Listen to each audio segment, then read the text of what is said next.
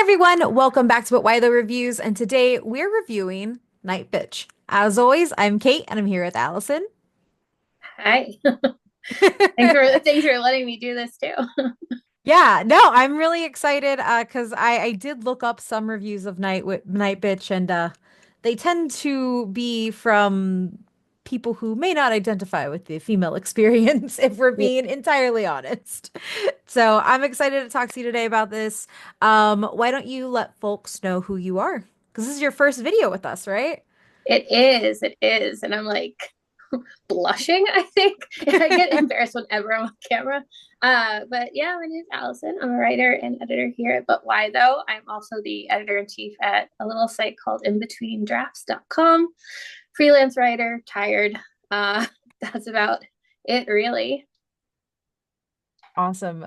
So, we are going to kick things off by reading a brief synopsis of Night Bitch. A woman thrown into a stay-at-home routine of raising a toddler in the suburbs slowly embraces the feral power deeply rooted in motherhood as she becomes increasingly aware of the bizarre and undeniable signs that she may be turning into a dog. It is apparently based on a book as well. So that's interesting. I didn't know that, so I looked up the synopsis to read right here on this video. So yeah, what were your expectations for this movie coming into it, Allison? I mean, I was mixed because I thought the trailer was absolute garbage. And that definitely tainted my expectations, even though you really shouldn't go into a movie with that perspective. Sometimes it's hard. But I also really love the director, Marielle Heller, who has done films like Can You Ever Forgive Me, which is one of my favorites of the last 10 Hmm. years. The Diary of a Teenage Girl. I think she is great. And I always love Amy Adams. So I think I went in optimistic, but yeah, I don't know how long that optimism lasted, but I think that was my kind of going into it. I was like, I really want to like this. Yeah, I think for me, I do really love Amy Adams, and I do like that she is kind of expanding what she is doing overall. So I saw it as an opportunity for her. The wild thing for me was I knew nothing about the director, knew nothing about the book. I just kind of went into it because it was like, here's Feminism, the movie for 2024. I feel like we have one of those every year. Yeah. And I feel like this is this year's. Yeah, I didn't have many expectations. I also will say for those listening to this review, I don't want children. I have undertaken a medical procedure so that I can't have children out of my own choice because I don't want to be a mom. So I don't know if I'm necessarily the pure audience for this movie, but I think that there's some stickiness into how the film even talks about the choice to not have kids that I think we can get into. Yeah. But yeah. I will say this year, I'm like mixed on having kids, and I'm at a point where I probably need to really sit down and think about it more seriously.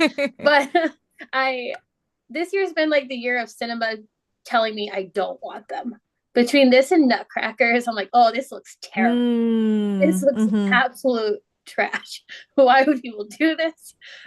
So I'm not really like getting sold a message of like why childbirth is amazing. And I do think that's partially weirdly part of Night Bitch's point of view at the end. So it's Yeah. bizarre. It does have a lot of weird tonal messaging.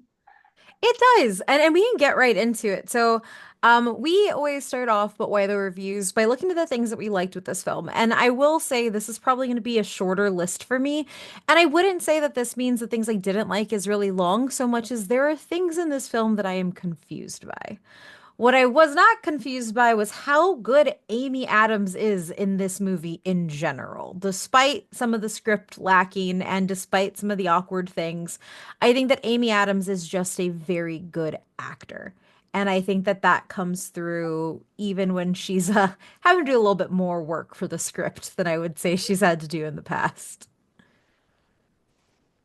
Yeah, absolutely. I think she's fantastic also. I think part of what I loved also maybe just speaks to like me, which was like a lot of the like little smaller details of the page of like Yes. redundancy. Yeah. Like there's this whole montage at the start where she's like making mac and cheese every day and making, like Trader Joe's hash browns, and a particular shot of her like hovering over the sink trying to take a bite of mac and cheese off of a too big spoon. I don't know. I think I just related. And that might, again, that's kind of one of those like quiet mortifications that you feel as a woman sometimes. And I think that's kind of like the details struck me. Amy Adams struck me. But yeah, I Hmm. wouldn't say there's a ton of positives other than Amy Adams is a star. She will always be a star. Yes. Yeah, I mean, and I think that that's like the other thing too is like as we kind of move into like just we'll just talk about the things. I think that the film was at its best when it wasn't trying to go over the top with things. Like you said, like capturing the banality of life and kind of the frustration with routine that you can see bubbling beneath the surface, even in the beginning of the film, and the frustration that she has. I think the way that the film captures it is very, very good. I think that what it does with it once it's captured is where we kind of start running into problems. So, what were some of your complexities with this film, or, things that you want to talk about here? I guess the things I want to talk about is just it's so clearly is coming from this point of view of wanting to be a film about female rage Hmm. and the pains of motherhood and the complexities and how mothers aren't given their due, but they're creating life. They're creating these like magical feats. And I just don't think it earns that rage. I think Yeah. like it's where you're stuck in this weird position, kind of the same with Barbie last year, right? Where Hmm. like, do you just settle and be happy with like these in my mind mediocre tellings of like feminism because you're just happy they exist in like Yeah. widespread media, or do you ask for something more? And I think I'm really firmly in that asking for something more these days. Yeah. So I think it's like, sure, I'm glad it exists, I guess, because there's somebody out there who will watch it and be like, they're so right. It is hard to be a Yeah. mom. I haven't seen this before, but to me, I'm like, I feel like I have. I feel like it's obvious.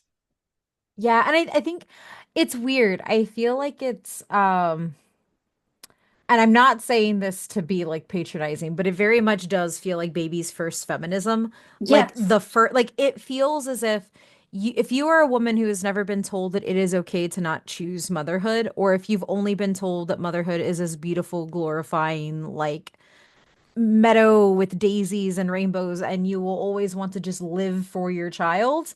I think if that is your only reference to motherhood, then I could see how a film like this is important because it's the first time you're kind of like, oh, okay, it can suck.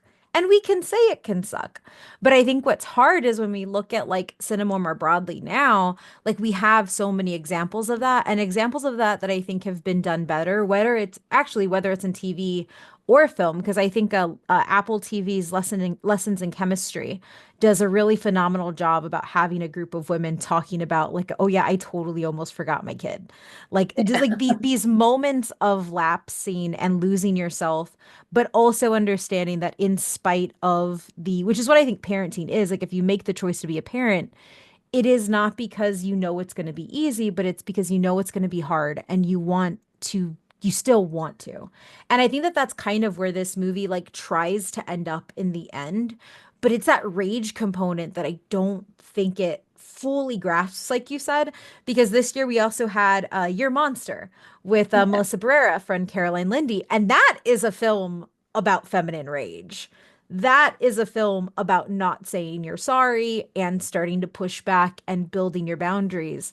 And this film almost seems like it gets to the apex where she understands that she can have her own life and do her own thing, and then comes crashing back into now that I know this.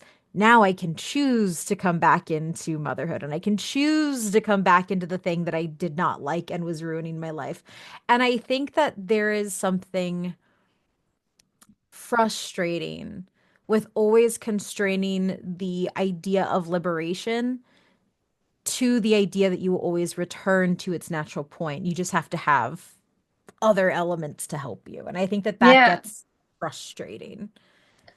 It's honestly, I mean, this is a totally other subject, but it's kind of the same issue I have with a film coming out, Baby Girl.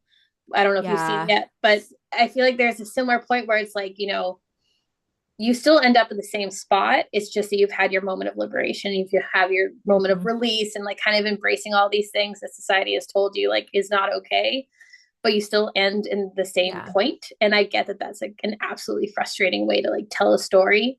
And it's so the crux of Nightbitch. Like it's just it like even this stuff to do with her husband, where Yeah. again, if you exist in a lot of spaces, you've seen the joke of men saying, I'm going to babysit my kid. And it's like, it's not babysitting. And then you Yeah. see it in this film, and it's like, this isn't a new concept, And I think Yeah. this book only came out 2018 ish, maybe, if I'm Oh, recalling yeah. it correct. So it's not like we're referencing an old source, Yeah. like these discussions have been happening. So it just, yeah, it felt derivative. It just felt like we know this. And I just get so frustrated with feminism that's meant to be like uh, easily consumed. Yeah. It's like, who is this for? Because it's not for feminists. Yes. Yeah. Yeah. And I think that I think that's exact like that. I've been trying to like put my finger onto why this film loses me after Act One. And Yeah. I think it is because it becomes entirely consumable. There's nothing transgressive about it. There's nothing. There are apologies all around. There are returning to other points. There's acceptance, but there's nothing that breaks that. And I think I'm at the point in my life. And obviously, as I said when we started, I'm not having kids. But I also do think that there is something to be said for allowing a woman to go through that type of really traumatic exploration of what her life is, because that like it's funny, haha, satire, she's turning into a dog, but it is traumatic Yeah. ultimately. And I think that there's a way in which we don't see it rebuild her, and it just seems like her just acquiescing. And there's a horror film that came out, it's on Shudder, it's called West Side of the Bone Woman, and that's a very similar film in that the haunting is actually motherhood, and Yeah. this woman who just realizes she doesn't want to be with her husband, she also does not want a child, and ultimately makes the decision to just not be a mom. I think that there are plenty of stories about women coming to terms and being thankful for the motherhood that they have. I do not know why we have to just keep retelling it in the guise of not, right? But no, I completely agree with you. It's derivative. I don't, and it's hard because I feel like everybody finds a piece of media when they need it, right? So for Yeah. me, watching West Side, I watched it about a month and a half before my I got my tubes removed. And I think that, for all I know, maybe there's a woman who just got pushed into being the stay-at-home mom and never really thought about having the conversation to not be with her husband, and then she watches this and maybe she has a conversation and is good, and I Oh, don't want to take away from that. But at the same time, I thought it was directed by a man, if you want me to be right. honest, with how packaged it was. I get it, and I mean, I saw in my critics group recently, how many male older critics were like, I just saw this movie, I can't believe it, I can't believe how they encapsulated this feeling, what a great adaptation. And I'm sitting here like, sure. I'm like, I'm sure it worked for you. Because Yeah. I just, to What me, feeling is that? I think that's rage. I think that's where the female rage actually comes into play, is my reaction to men saying they love this Yeah. film. But I just like I I don't know. Yeah, like you said, it's just I try to see the silver lining. I try to be like, sure, there might be somebody out there who does see this, who's in a very traditional marriage, so let's say push Hmm. into or whatever, and is like, oh, I identify with these emotions. I identify with what's trying to Yeah. be said, and maybe it helps. There's at least one person in my life who that Barbie speech by America Ferrera meant something, and that shocked me too. So like, I do.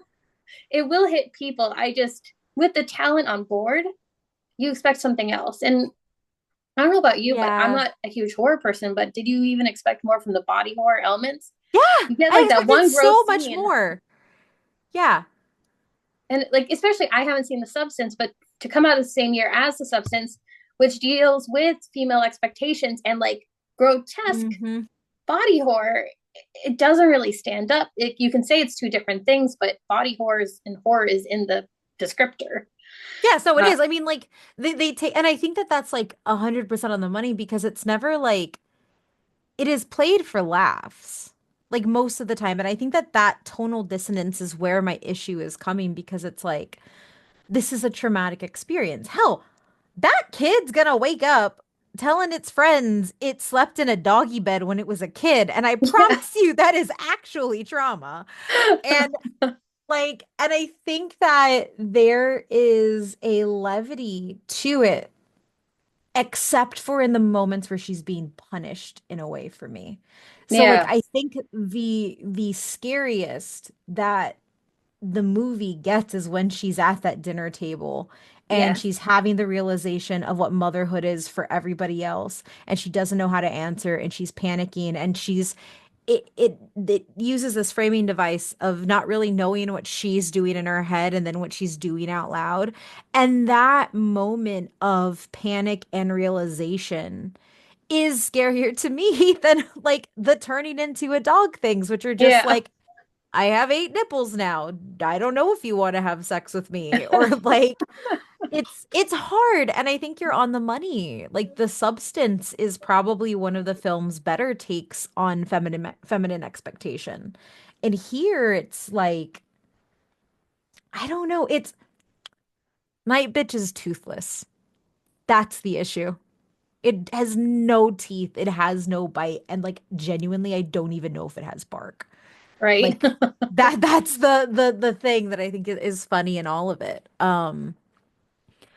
I guess like what do you think the film could have done for you that that maybe would have helped it along or helped it maybe land more? Yeah, I think like you said, like treating everything like levity. I think adding a little bit more gravity to certain things, or something that bothered me is I feel like they're clearly like showing Amy Adams looking fatigued and a little less put together, and that's Hmm. supposed to be like kind of an indicator of something. And I don't know if I thought that was handled well. If that's I don't know if I can really verbalize what I'm feeling, but it's like she still looks great, but they're clearly trying to show that she looks bad. And I just feel like that didn't always work, or not bad, but again, like disheveled. Yeah. And I feel like there needed to be more like kind of just like honoring the actual experience instead of like always putting it through like dialogue. Like when she's like, I don't regret having him. We should have already Hmm. known that, I guess, by the time that it's actually spoken. So I think a little bit more like, what am I trying to say? Like, I guess more subtext or more like substance below the surface. Like it felt like everything had to be Yeah. said. And I think we needed almost less of that. Like Yeah. we needed less of like actual dogs running beside her, like we didn't need to see, like we get it. She thinks she's turning into a dog. By doing it that way, it just kind of makes it turn into a joke. And it makes it Yeah. seem like she doesn't trust the audience.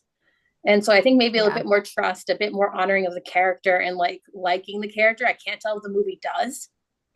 And I think it really No. wants to, but I don't think the film gets that across. So yeah, there's a lot of small things I think they could have changed, but definitely I think just trusting the audience to get the point. Yeah, no, you're entirely not wrong. And I think that that also goes to like this larger issue that I have as well is like the reason that I didn't think a woman directed this film is because of the close-ups of her body are made to make you think that she is ugly now.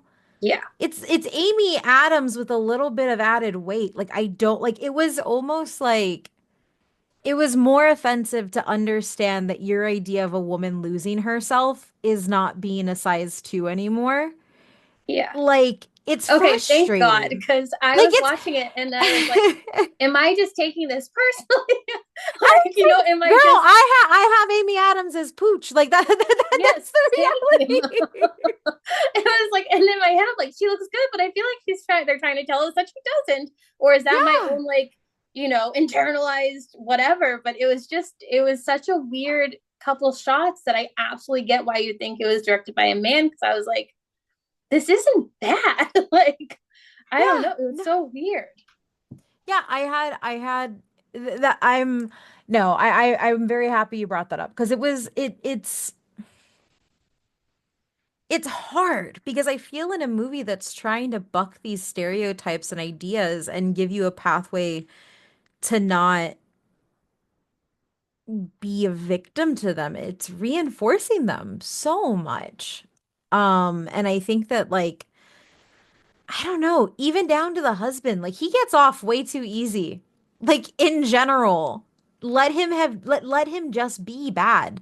And I think that that was also one of the things is like his immediate like, oh, well, you never talked to me about this. I would have stayed home with you or worked something out. And that's the solve.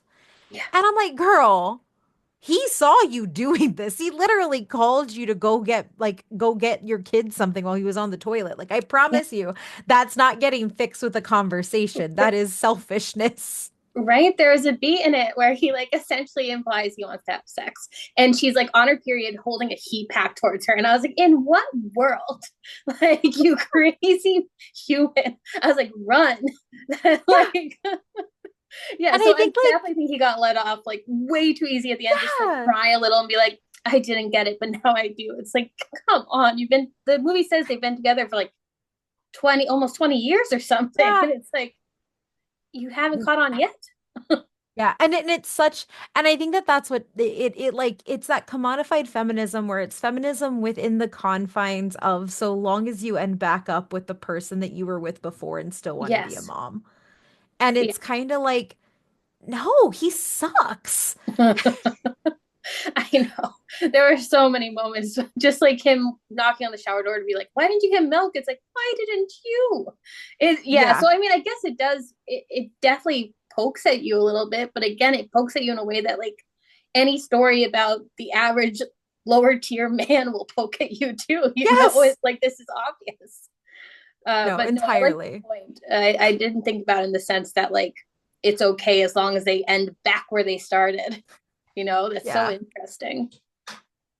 And I think it's just like I think that there is a fear of embracing the fact that because ultimately I would say like she has her art now and she's quantifying like other women's struggles and like other mom struggles and like pulling back well motherhood isn't beautiful. It's like yeah, we've known that. Hell, I have known that since what is like Secret Life of the American Teenager Yeah.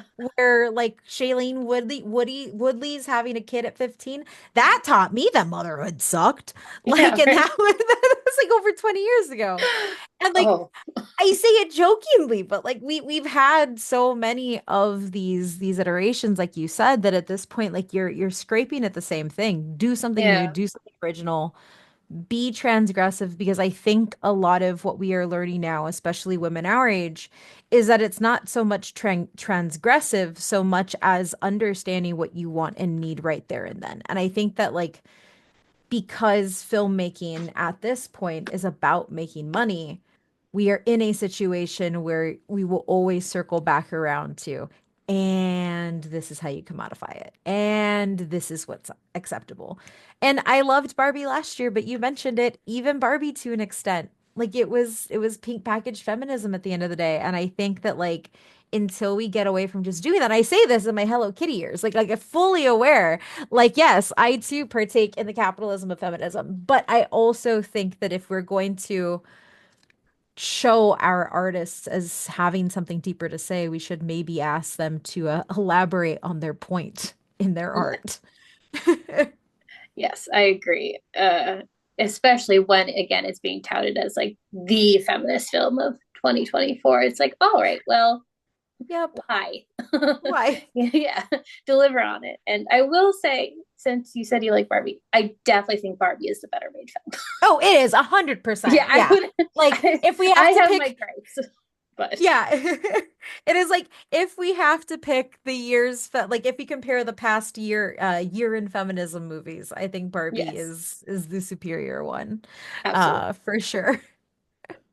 Well, Allison, do you have any final thoughts on the film?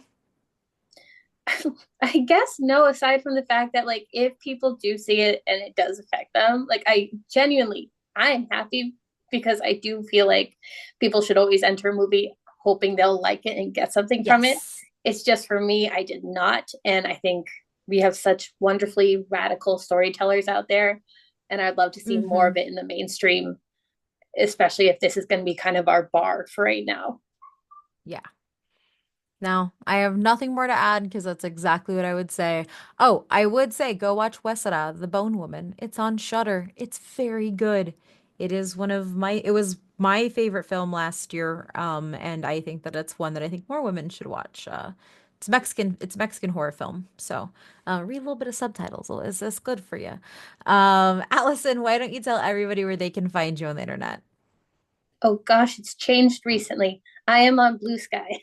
I am no longer, I'm getting away from X, but I'm on Blue Sky at Allison dot Johnson. I don't know. I'll have to check. But I'm here at But Why Though. I'm at In Between Drafts. You can find me there. I'll get better at this ending tag now that things have changed, I guess. And you can find me at OMeth Randier on everything, including Blue Sky, where I am tweet or posting, See? skeeting, I don't know, doing that thing where I'm talking and being annoying on that platform now. And you can find all of my work over on butwhythough.net. And yeah, thank you for watching. Maybe go get radicalized somewhere else that isn't Nightbitch.